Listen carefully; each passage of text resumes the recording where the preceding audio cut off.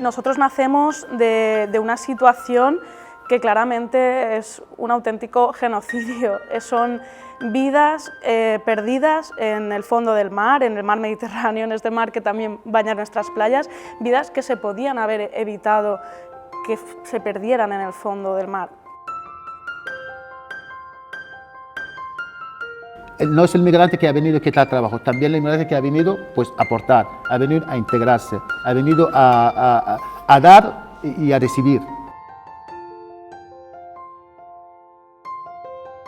Pero hay 240 millones de personas migrantes que han salido buscando un sueño. Migrar es un derecho.